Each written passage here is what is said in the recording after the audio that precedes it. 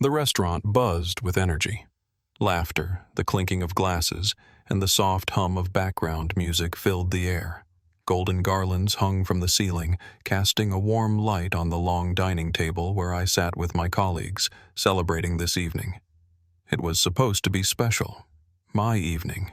For the past 5 years, I had poured my heart into this company, often staying late, tackling problems no one else wanted to handle, and helping junior staff even though it wasn't part of my job.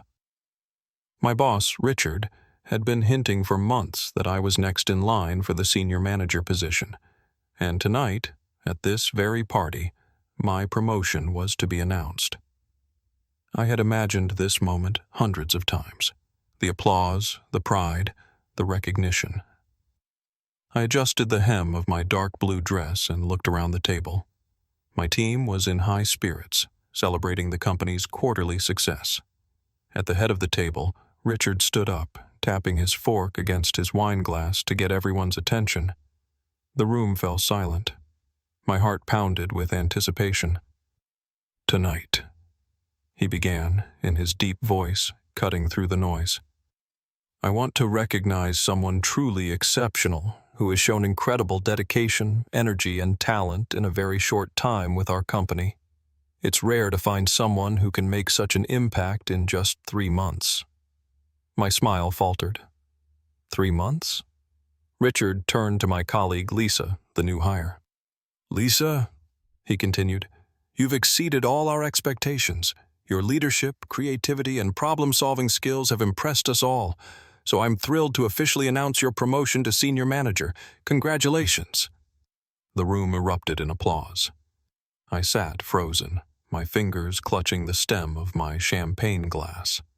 A lump formed in my throat, but I forced a smile and clapped along with the others as Lisa stood up, blushing and graciously accepting her new role. This couldn't be happening. The world tilted slightly as Richard turned to me, as if remembering I was there. He grinned. "And of course, Katie, you've been such a valuable part of the team. We appreciate everything you do." That was it. Empty words, a pat on the back after 5 years of hard work. I swallowed the lump in my throat and smiled wider. "Of course, Lisa absolutely deserves it," I said, raising my glass in a toast. Richard nodded approvingly. "She's already doing more than you, Katie. You should learn from her." Laughter erupted. Lisa giggled awkwardly and murmured, "Oh, I wouldn't say that." But the words hung in the air like a slap. I laughed along with them. What else was I supposed to do? Cry? Beg? Ask why he had strung me along for months only to humiliate me? Instead, I brought my glass to my lips and took a slow sip. The evening continued. I smiled, chatted, celebrated, but inside, a storm was brewing. When the party finally ended and I stepped out into the cool night air, I pulled out my phone. My fingers trembled slightly as I typed a short, simple email to HR. Subject: Resignation Letter. Dear Richard, attached is my official resignation letter, effective immediately. Best regards, Katie. I hesitated for only a second before hitting send. As soon as the email went through, I took a deep breath. For the first time in years, I felt something unexpected. Relief. But I wasn't done yet. On Monday, Richard was going to learn what happens when you underestimate the wrong person. That Monday morning, the office felt different. I walked through the front doors with a sense of quiet satisfaction. My resignation letter was already in Richard's inbox. He had no idea what was coming. At first glance, everything seemed normal. The receptionist greeted me with a bright smile. Colleagues gathered around the coffee machine, chatting over their morning brew. Lisa was already at her desk, basking in the glow of her new promotion. I didn't blame Lisa. She hadn't done anything wrong. The real problem was sitting in the corner office. The man who had lied to my face for months, making me believe I was valued, only to discard me like I was nothing. I settled into my desk, carefully placing my bag beside it and turning on my computer. I wanted Richard to come to me. And sure enough, his office door swung open. "Katie, my office. Now." The entire floor went silent. Colleagues exchanged nervous glances. No one had ever heard Richard use that tone before. Urgent, rattled, desperate. I stood up slowly, smoothed my blouse, and walked into his office. The door clicked shut behind me. Richard was already sitting at his desk, my printed resignation letter in front of him. He looked up, studying my face as if trying to figure out if this was a joke. "You're leaving?" His voice was laced with disbelief. "Yes." I sat down across from him, folding my hands in my lap. "Effective today." "But why? This is so sudden. We didn't discuss this." I laughed softly. "We didn't discuss Lisa's promotion either, but here we are." His jaw tightened. "Katie, that wasn't personal. She just outperformed you. She's been here 3 months," I said, tilting my head slightly. "But if that's what you think..." Richard leaned forward. "You know I value you, right? You've been an important part of the company for 5 years. I don't want to lose you." I stared at him for a long moment, struck by the audacity of his words. "You don't want to lose me," I repeated, raising an eyebrow. "But you had no problem passing me over for a promotion I'd worked years for. No problem laughing at me when I was humiliated at my own party. No problem telling me to learn from someone who just got here." His usual confidence began to crumble. "Look," he said, running a hand through his hair. "Maybe I mishandled things. Maybe I should have done things differently. But quitting like this, out of nowhere, that's not the right move, Katie. You're acting on emotion." I smiled, but there was no warmth in it. "I sent that email on Friday night, Richard. If it were just emotion, I would have walked out that night. But I didn't. I planned this, and I'm leaving on my terms." His hand clenched into a fist on the desk. He wasn't used to losing. "And what are you going to do?" he asked sharply. "Go to a competitor? Need I remind you, Katie, we have a non-compete agreement." I laughed again. "Oh, I won't need that." He frowned. "What do you mean?" I took a deep breath, savoring the moment. "Do you remember Andrew Carter, the CFO you fired last year?" Richard stiffened. Of course he remembered. Andrew had been one of the company's most valuable assets, but he and Richard clashed too often, and Richard pushed him out, thinking he was replaceable. "Andrew reached out to me a few months ago," I continued. "He's starting his own firm and wanted me to head the operations department, a director-level position." I paused. "I turned him down at first. I was loyal to this company." I leaned forward slightly, lowering my voice. "But Friday night changed everything. I called him right after the party, and he offered again. I accepted." Silence. Pure, unadulterated shock. Richard stared at me, trying to process what I just said. "You're going to work for Andrew?" he finally managed, his voice tight. "Starting next Monday," I confirmed. He opened his mouth, closed it, then exhaled sharply. "Katie, be reasonable. This company has been your home for 5 years. We can figure something out. We can talk." "I don't want to talk," I interrupted calmly. "This decision is final." He clenched his jaw. "You won't be able to come back." I smiled. "I won't need to." I turned toward the door, but before leaving I paused. "You know, Richard," I said over my shoulder, "it's funny how people only start to appreciate someone when they're gone." Then I walked out, closing the door behind me, leaving him alone with the consequences of his actions. And it felt incredible. As I stepped out of Richard's office, all eyes were on me. The open workspace fell silent, the usual Monday morning chatter replaced by thick tension. My colleagues didn't even pretend to be working. Heads peeked out from behind cubicles, glances quickly averted whenever I caught them. They knew something had happened, and in a few minutes, they'd find out exactly what. I returned to my desk with surprising calm, opened my email, and sent my resignation letter to the entire leadership team. Subject: Official Notice of Resignation. Dear colleagues, I hereby submit my resignation from my position at the company, effective immediately. It has been an unforgettable experience. Best wishes, Katie. Simple, professional, but the underlying message was clear. It was done. Within seconds, the first whispers spread across the floor, then a second, then a third. The fire had started. I didn't have to wait long before someone approached me. "Katie, is it true?"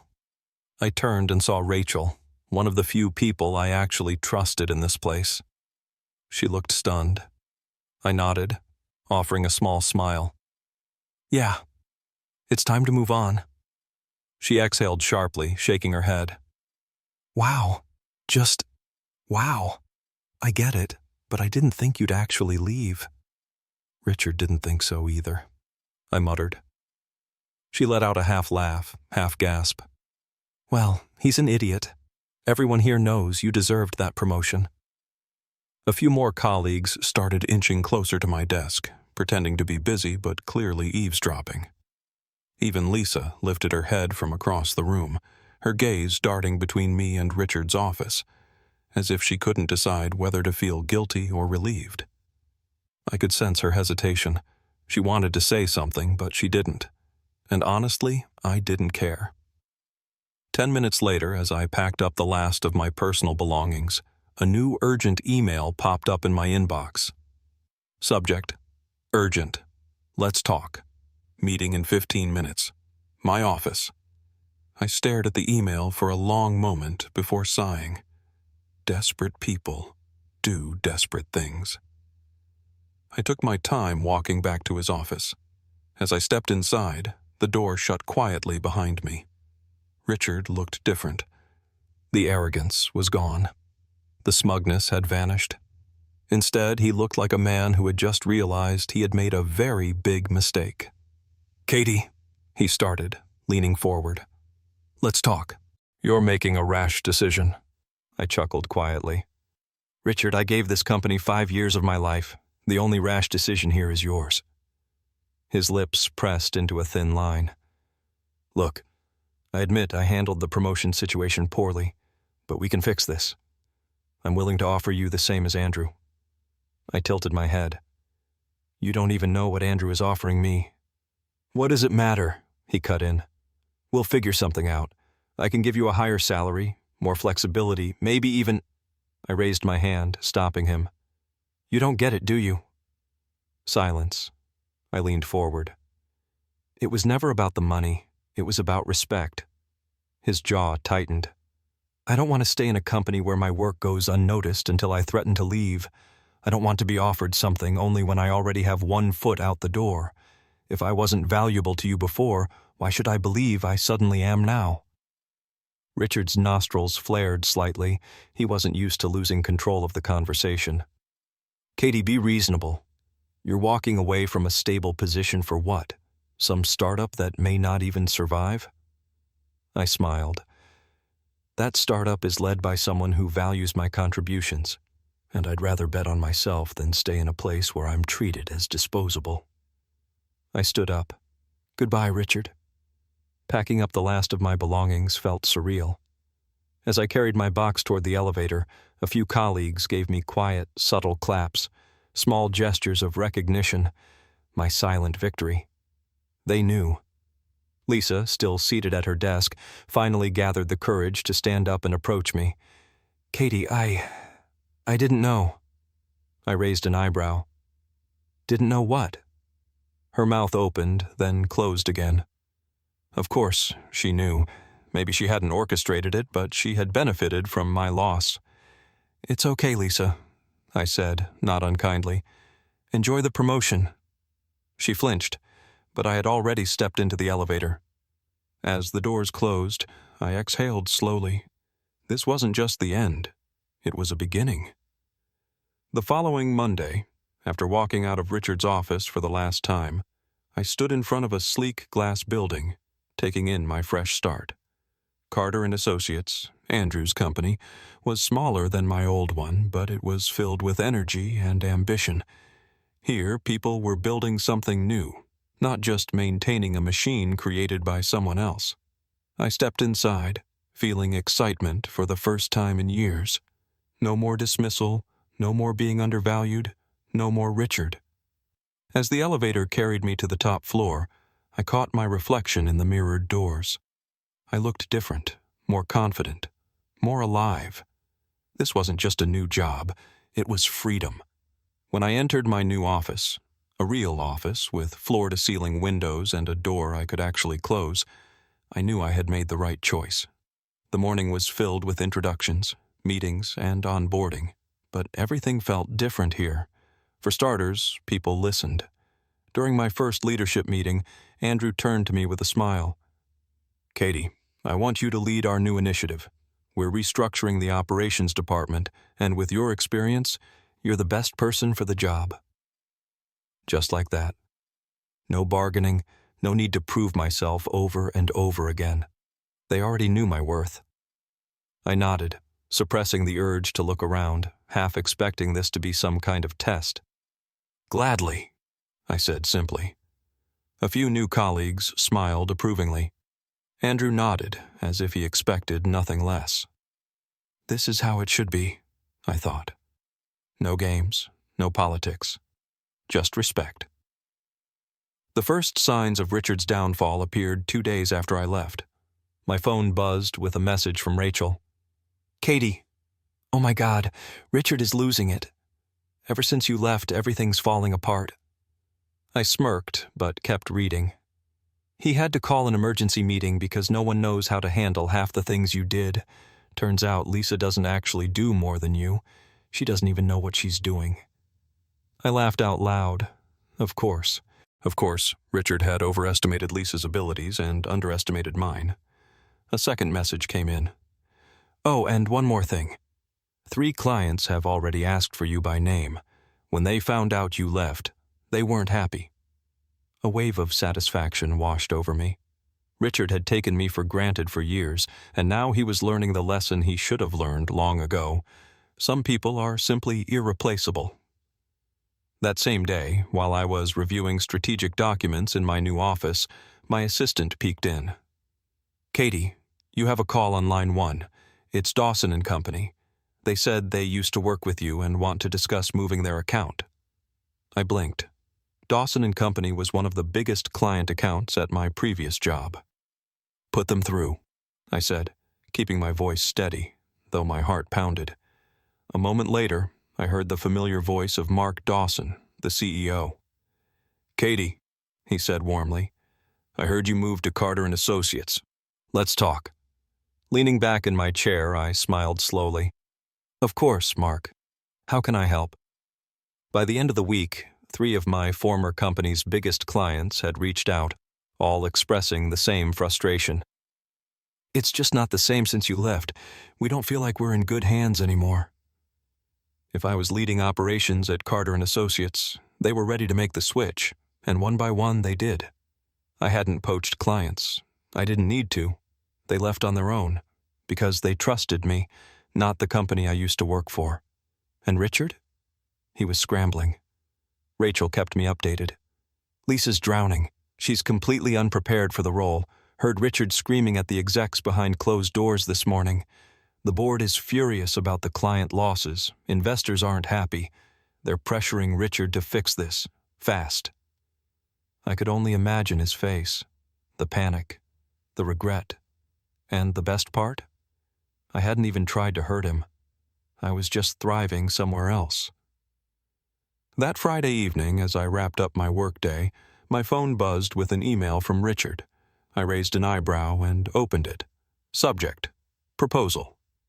"Katie, I'd like to talk. I think we can reach a mutually beneficial agreement if you're open to it.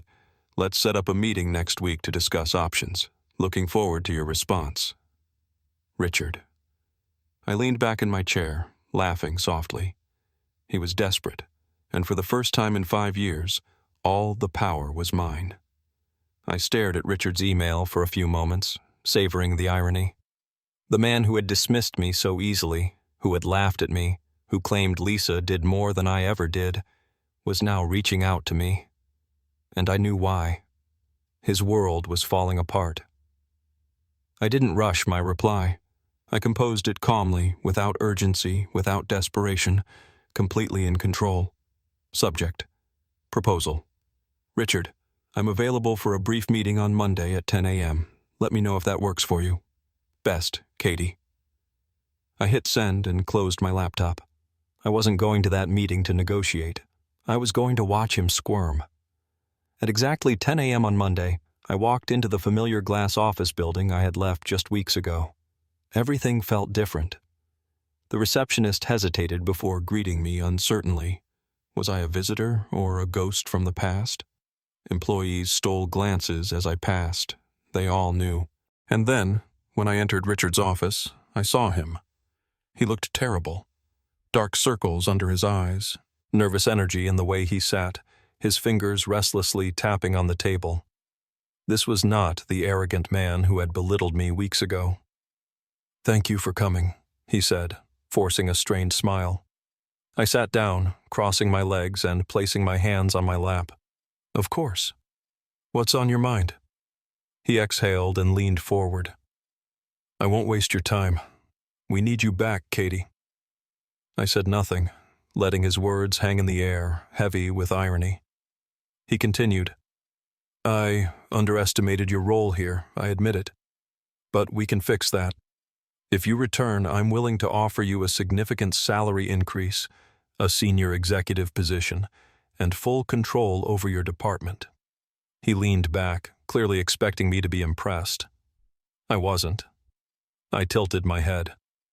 "Let's be clear. You had 5 years to recognize my value, 5 years to promote me, 5 years to respect my work." I let the words settle before continuing. "But instead, you chose someone with 3 months of experience and told me to learn from her how to be better. And now, after losing key clients and watching your company spiral downward, you suddenly offer me everything I should have had long ago?" His jaw tightened. "Katie, come on." I raised a hand, stopping him. "Let me ask you something. If I hadn't left, would I be sitting in this chair right now? Would you be offering me this out of appreciation? Or are you only doing it because you're losing control?" His silence said it all. He tried to hide it, but I saw the truth in his eyes. He never valued me until it started costing him. I let out a quiet chuckle, laced with amusement, just as I thought. Richard's desperation broke through. "Katie, be smart. You have history here, a future. Do you really want to throw away all the work you've put into this company?" I smiled. "Richard, you still don't get it, do you?" I stood up, smoothed my blazer, and leaned slightly forward. "I didn't need you. You needed me, and now you finally understand that." His face darkened, but I saw a flicker of panic in his eyes. I turned toward the door, but paused before leaving. "You should learn something, Richard," I said quietly, throwing his own words back at him. "Maybe next time you'll learn to appreciate the people who actually keep your company running." Then I walked out, and this time, I didn't look back. Back at Carter & Associates, things were only getting better. Our client list had nearly doubled as more and more companies abandoned Richard's sinking ship and came to us. And then, on a quiet Friday evening, Rachel sent me one final update that made me laugh out loud. Richard had just been fired. The board had forced him out. They couldn't recover from the loss of clients. I leaned back in my chair, sipping my coffee. Perfect. Richard thought I was replaceable. Turns out, he was the one who was, and I was exactly where I was meant to be.